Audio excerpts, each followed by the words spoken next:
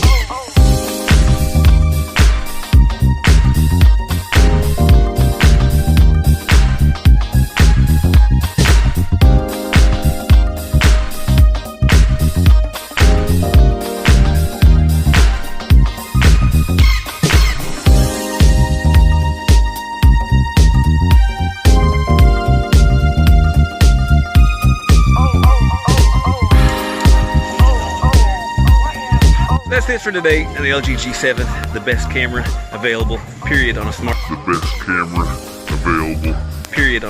and I don't care what you think, iPhone.